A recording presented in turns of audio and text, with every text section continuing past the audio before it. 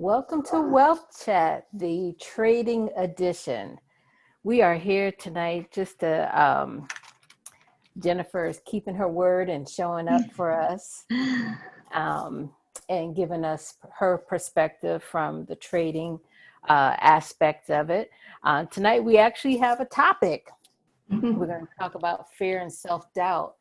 I know at my church, we used to say fear, false evidence appearing real. So,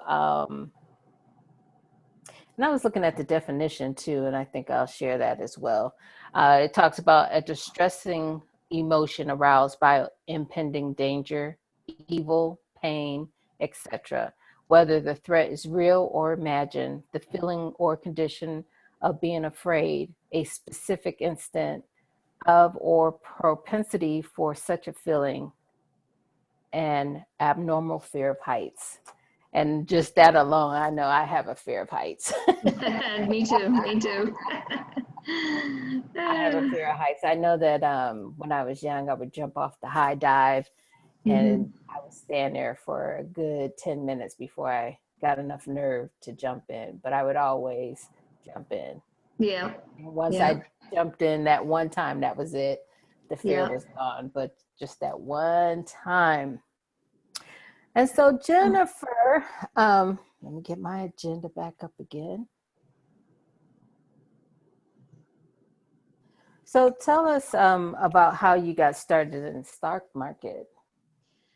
Okay, well, the stock market started for me about 10 years ago. Just a little bit of background of my family and growing up. So the stock market was nothing that anybody in my family, to my knowledge, was, involved in. We were your typical working class family. You know, like I mentioned, in my classes, that we had enough money for food, but we weren't by any means, you know what I mean? We weren't wealthy or anything. So it was anytime I would ever hear the stock market mentioned, it was always in terms of, well, that's what rich people do. Average people don't do that. So as I got older and I was in the military, I don't know what it was, something just really struck my attention, and I was very interested in the financial world. I was very interested in the stock market. But I really had no, background. I had no mentors. I had nobody to reach out to that I knew that was involved that could kind of show me the ropes. So basically it was kind of, just jump in, trial and error. I'm going to give it a try and see what happens. Maybe I'll make a couple bucks, that was just really my mentality at the time. I had a coworker that, would dabble a little bit, and he, mentioned, and he had mentioned that he looks on Yahoo Finance, but he really didn't have enough background to kind of really guide me, just that, once in a while he, would buy a stock here or there. So that's how it all started. Okay. I'll tell you, how did you feel when you made that first purchase? I was scared to death. I was scared to death. And actually what's funny is I had another coworker, his name was Kurt, and we were both we had been kind of chatting about it a little bit, but he was in the same boat as I. Like, he had absolutely no idea, how to get started. And so we went on Yahoo Finance, and we just looked up some stocks that, we were interested in, as far as, things that we would use, or, like the very first stock I ever bought was Sprint. Because at the time, I think it was like $4 and some change, and I had $100. I was going to put $100 in and see what happened, and I think after that, the next one was maybe Delta. I think it was Delta Airlines, and I just kind of played around a little bit. I made a few dollars. So what tends to happen is when you start in the market, and if you have a little bit of success, I mean, even just like a smidgen, it's like, oh, I know what I'm doing. I got this, So you kind of get that, mentality of, I know it all. And that's exactly, honestly, what happened. So from there, my grandmother had given me a savings bond, and I did ask for permission first. She had given it to me a couple of years before that. I did ask for permission first, but I really, really wanted to, I really wanted to make it in the market. So I asked her what she thought about me cashing in that savings bond to use. It was a $5,000 bond. Wow. And and she had, it was something she had given me when she had sold her house and moved into, an assisted living, facility. And I was supposed to hold it, for a long time. And, but of course, I knew it all in the market. So I cashed in that bond, I put it in the market, and I lost it all. Wow. I lost it all. So that was my first experience. But it was a great, I almost feel like, there are some people that, right from jump, they get it. And, but I feel like those are pretty far and few in between. So our failures really help us to grow. They're just lessons learned, and you just, it's just something you learn next time around. You don't do it the same way. So at that point, I ended up, I lost it all. And then I came into, I came into, I think it was like $10,000 from a military payout that I had. And after I'd separated from the military. And so I decided to put that in the market. I'm like, I learned my lesson last time. I know, what I did wrong. And that first year when I put it in, I made 14,000 off of 10,000. So again, I was flying high. I was like, yes, I got this. I got this. I got overconfident. The following year, I lost 8,000. So those early days taught me so much about, the market and what is possible, but how you have to learn to, keep your emotions out of the market. You have to come up with a solid plan, and you have to follow that plan. You can't, get excited over, a good trade or something and just go all in on something. Because that's exactly what I was doing. Something worked well for me, and I'm like, I'm all in, So, there's definitely success and failure all in one, pretty much. But that was my start before I matured in the stock market. And that could be devastating for someone else. That was extra money for you. But it could be devastating for someone else to put that type of money in the market. And I think my first stock, when I started working for AT&T, they used to give us stock, annual stock every year. And I would trade mine in for the certificate. And I know now you can, a lot of things are electronic, but that is an option. You can still get the certificate and keep it in a safe or box for security. And so that was my first venture, and then got into the 401k. And then later, when I really wanted to learn, I got into an investment club. So that was encouraging, because to be amongst, people where you discuss, look at the numbers, but it took years to really, for it to make sense. Even now I'm still learning. So that's not something you learn overnight, just like what Jennifer was saying. So for those of you that are starting out, just know that you are going to lose some money in the stock market. That's where the learning begins. Yes. So, and that's where it's great to, like I said, I teach in my classes, I teach you, how to get started, and I teach you strategies to build your portfolio. Very easy to learn strategies where I've already made the mistakes. I've already tried to do it completely on my own. And then, you know, obviously I learned from that. And, you know, if I had had, you know, a platform like what we've set up, you know, back then, that would have been great, you know, to tap into and show me, so that way I wouldn't have had to make those, you know, expensive mistakes. Right. Absolutely.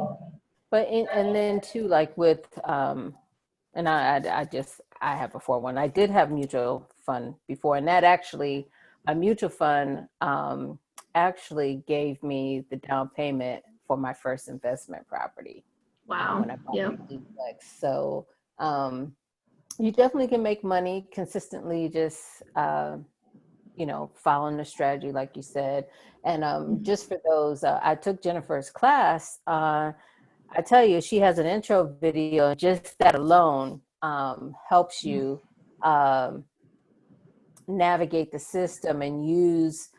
We went to Fidelity, but the concept is the same no matter what Same. Yes. system that you use. And you did a very thorough job. So whether you have a 401k, if you have a mutual fund, if you buy in stocks, you definitely can just walk away just with the intro video. So that made me intrigued. Like, I can only imagine what the class is about. Yeah. So for those of you that are contemplating, and we're talking about fear, taking that step, and the recommendation is that first step of get some financial literacy first. Yes. Yes. You know, Absolutely. and you're still going to lose money, but you pick yourself up quickly, you respond quickly. Like she said, you have a strategy, you know, you'll be quick to get rid of something that is not serving your portfolio Yes. Yep. the best. So Absolutely. on that note, let's talk about your entry into real estate investing. Okay.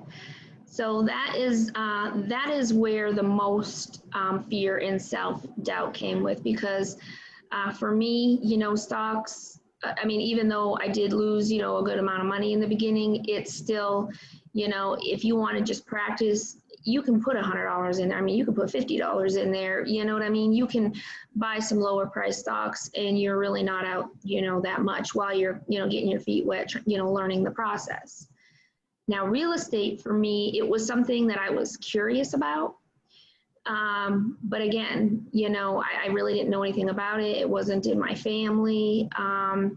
You know, I did have my grandmother growing up. She did live in like a duplex, but it was like an older style where like the upstairs and downstairs, you know, each were like a full apartment, and she did rent it out. And the only thing I ever heard her say was, oh, don't ever do it, Jennifer. It's, you know, it's such a hassle, you know, the tenants and whatever. So I had never heard anything positive about real estate. So fast forward to, you know, want to say it was around it was around the same time that I started investing in stocks. One of the Kingdom Heirs coaches, Michael Jones, we worked together. We worked at the same place. And myself and him and a few other friends, we were lunch buddies. You know, we would sit around and, you know, we would just kind of joke around, this, that, whatever. But Mike was into real estate, and, you know, he would talk about it, and he would tell us a few things, you know, here or there. And I always thought, well, that sounds cool, but, you know, yeah, that's just too much for me. You know, I'm not interested in that. I mean, let me rephrase that. I was interested, but not enough to take that step because it scared me to death. So that's when, you know, fast forward a couple of years, I've been hearing him, you know, talk about it a little bit, you know, here and there. And fast forward a couple of years, and I was getting ready to sell my house. I was in the process of buying my current house, and the market was down. Now, I had bought that house as a foreclosure, so my mortgage was actually pretty cheap on the house. But again, the market was down, so I would have lost, you know, it wasn't a lot of money, but I mean, I would have lost, you know, a couple of thousand on it, you know. And that was when you know, I had told Mike, you know, what my plans were, and he he pushed me and pushed me, and he was like, Jen, you have got, that is the excellent, that's the most excellent rental opportunity right there, because your mortgage is so low, and you can rent it out for at least $300-400 more a month than what your mortgage is. And when he first told me that, I was just like, absolutely not. Nope, sorry. I was, on my own, a single mother, and I'm like, I cannot handle that kind of responsibility. It's all I could think about in my mind was my grandmother telling me, never do it, never do. You know what I mean? So that's where that,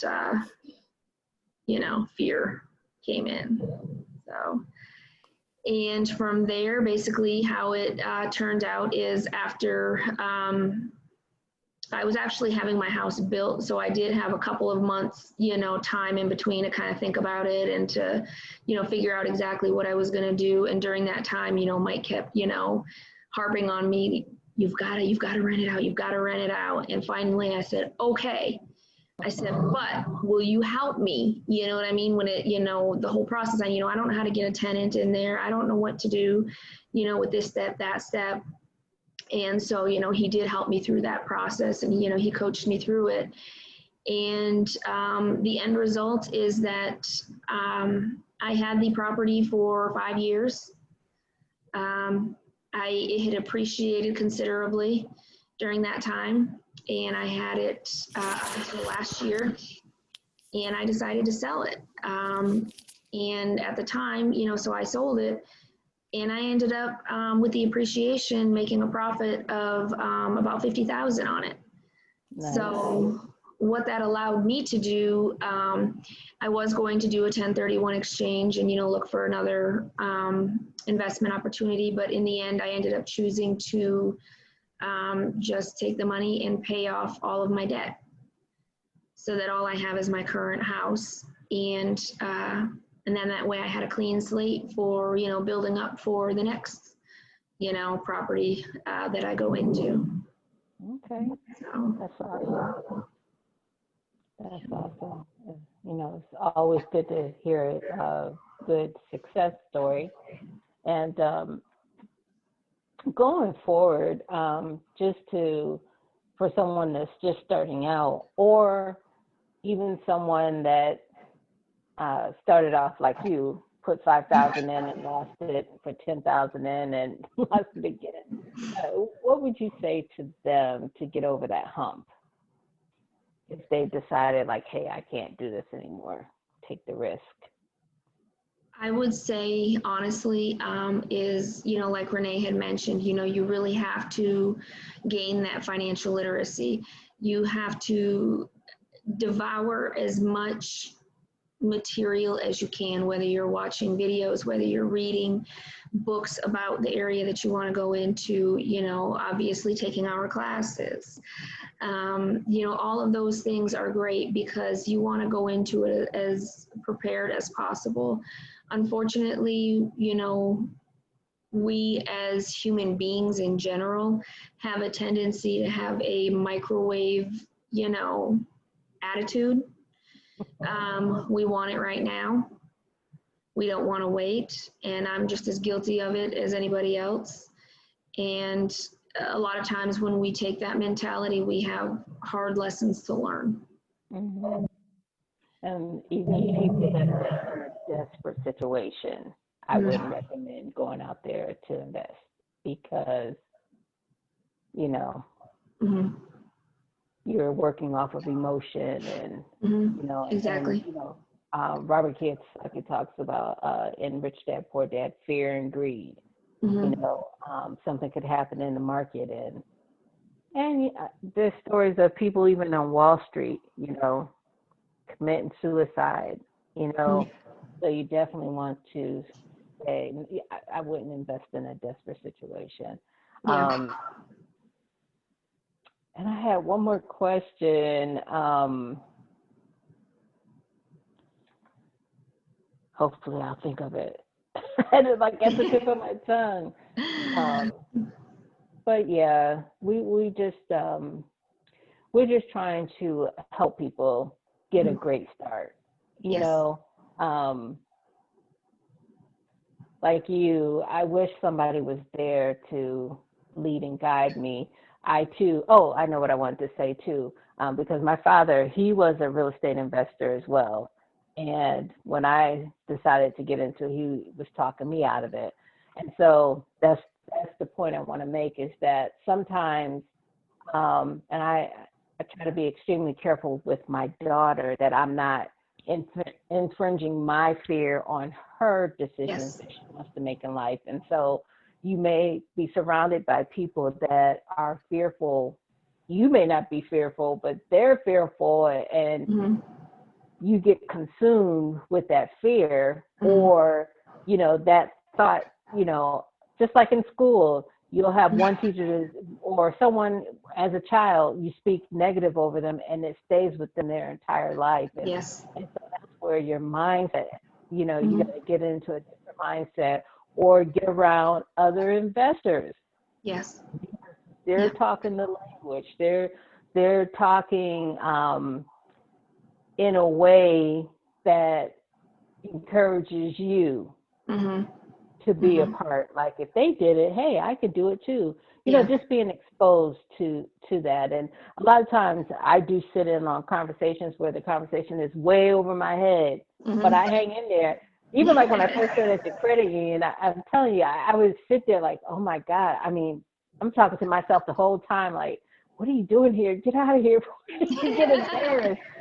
But the more I sat there and the more I heard them talk, the Mhm. more I learned Mhm. along the way. So we definitely encourage you. So like when we have the book club, join it. Or when we have the Mhm. cash flow games, join it, because the conversation, you're going to be around other people that are doing what you're trying to do, and you're Exactly. only going to get. I always say you're going to catch on fire too, Yeah. because Yeah. trust me, the conversation is upbeat, Mhm. energetic, and Mhm. playing the game, you learn some of their strategies. Mhm. Playing with Jennifer, I learned that she is very good at numbers. And Mhm. that's the whole key to investing, is knowing the numbers. Mhm. So, hey, Jennifer's my new friend. So, but just to be around you and hearing you talk about the numbers, or the one time you reached out to me about the Kodak stock, you know what I'm saying? Mhm. The conversation is going to lead and guide you in the Mhm. way that in which you should go. Mhm. Was there anything else, Jennifer? Any parting words for the people? Yeah, I just wanted to add to that, and it's kind of, to piggyback off what you said about, surrounding yourself with people that are already doing what it is that you want to do. Um, because the thing is when you're around negativity and, things that, because, and sometimes it's not that people, intend to be negatives, like if you have dreams, and you're, whether it be real estate, whether it be stock market, building your own business, whatever it may be. Something just to keep in mind is that oftentimes people fear what they don't know, and they just sometimes, like I said, they just don't know about that area. So like Renee said, they project that fear. So it is so important to surround yourself with people that are already doing what you want to do, where you're trying to go. And how does that expression go? Something, if you're the smartest person in the room, then you're with the wrong crowd, or something like that, something along those lines. Basically, you should always surround yourself with people that that you can learn from, that you Right. can gain knowledge.